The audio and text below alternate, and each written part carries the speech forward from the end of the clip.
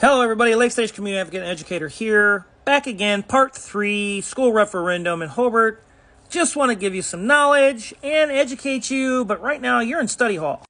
So I hope you come prepared. I hope you got listening ears. Hopefully you got a pencil and paper because you might need it, because you might want to look some of this stuff up, and I hope you're ready to learn. So let's do this. So I went through this paper earlier, and it was sent out by, obviously, okay, and it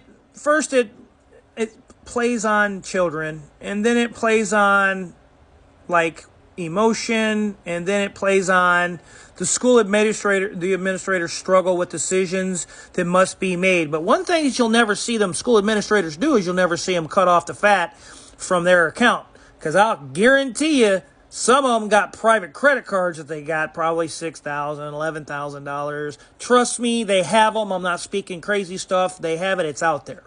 Now, if we look closely, it says if you're a young family, so they're trying to go after young families because young families are already struggling as it is. They're growing, they're learning in their family. Most of the time, they're not caring a world and what's going on in the world. They care what's going on with their children and what's going on inside their home. A lot of times, they're not going to have the time or the ability to show up because they're going to have babysitters. They got to pay a babysitter. They'll never show up to a school board meeting usually. So they're going to say, oh, well, if you're a young family with children beginning school soon, like any parent, you want them to have the best education possible. And I want you to remember this. Take a screenshot. Please feel free. But I want you to remember what is being said and how things are being played out. Now, in the referendum, it says that it's going to be it's like 25 cents per $100 of assessed value per year starting of 2026 through 2033. You look up top here, it's calculation.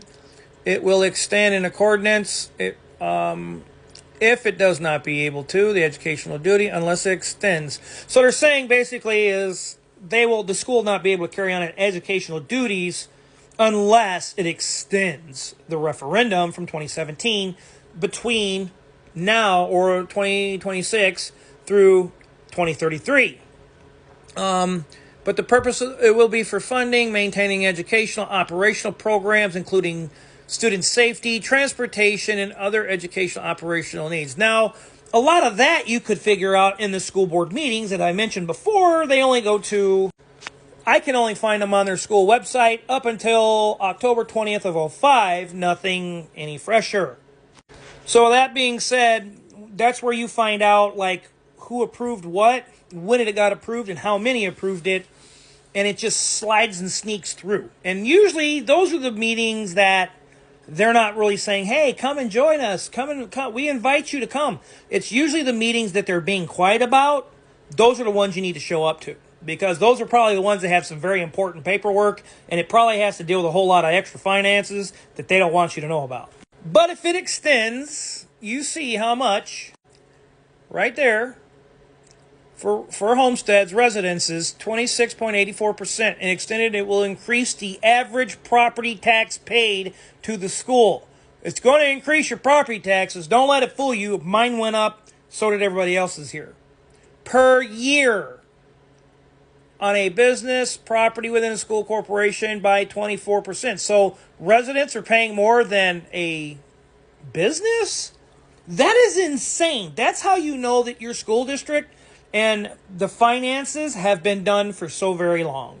And the state of Indiana has laws now because they have to put things in a very particular writing, because that writing is how they were getting away with throwing referendums and tricking residents. And the state of Indiana stepped in and said, no more of that. And again, here it is. Again, it tells you and shows you. And again, here, it tells you the same thing, what it's going to go up.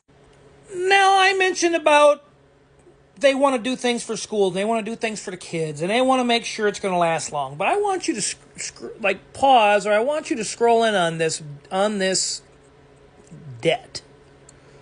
Based upon the 2025 certified referendum assessed valuation of $1,143,666,741. $1 billion, you heard me correct. The school corporation expects the assessed valuation to grow by 2% each year. Okay? 2% of that number, do you think your taxes are going to pay off anything to catch that debt up? I want you to think about that. So just do a little homework.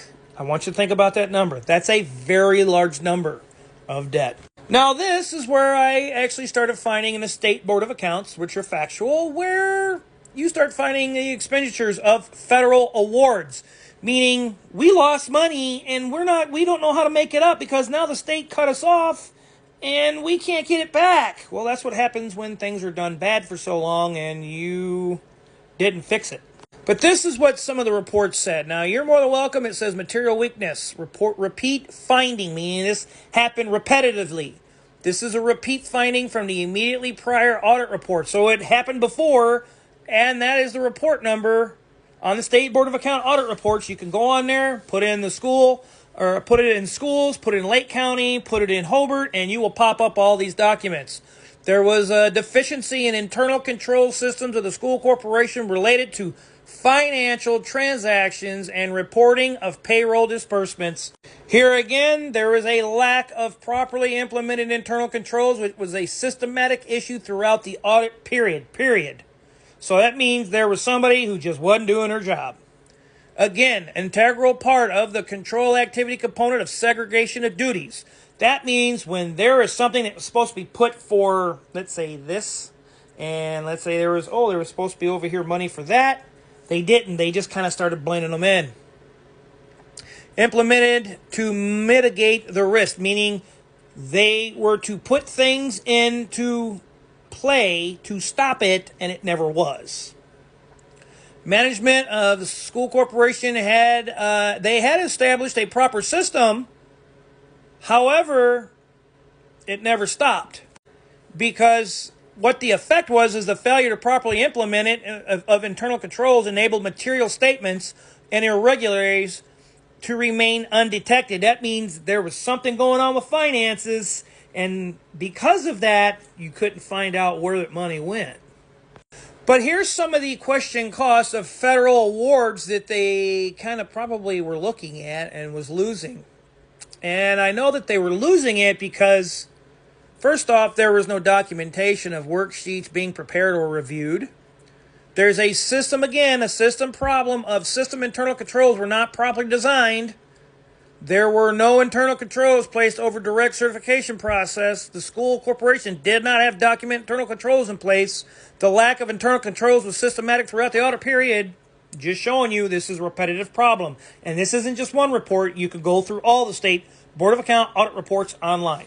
But on here, I wanted to touch on this very fast. Indiana General Assembly first they throw blame. It was the Indiana General Assembly who cut to $300 million. Looks to me like they didn't know how to handle money internally. So when that happens, guess what happens? The state pulls the grants, the loans. The state steps in and says, you didn't fix it. We're taking it because you didn't stop it. That's how schools start losing funding. They also lose funding by kids not being in schools, which that was also a problem. You can go through the reports and find all that. But it says here that they lost roughly 1.2, but here it says that they made the 1.2 cut. So the school made it because we lost that funding. You lost it because of internal controls and the issues that you have. Now, this is where I want everybody to see. The failure to properly implement a system of internal controls could have enabled material statement irregularities to remain undetected. That means you're not going to find that cash. So I know that was a lot to chew on for lunchtime. And I hope you don't get into trouble with all this because it's all online for you to find. State Board of Account audit reports and the Department of Local Government Finance. So please be sure to do your homework on the referendum because you're being smooshed over by a massive amount of debt and they want you to carry that burden. And they're going to tell you, oh, but it's for the kids, but someone else paid for you, so you need to pay for somebody else. So on your bus ride home, I want you to do a little bit of homework, and I want you to know that the school will lose funds when they don't properly implement these controls. And you're more than welcome to Google that. But please demand some accountability, integrity, and some transparency by your administrators, your school administrators, your city administrators. Once again, I am Lake State's community advocate and educator here. This was part 3. I thank you. Stay educated and challenge yourself. Until next time.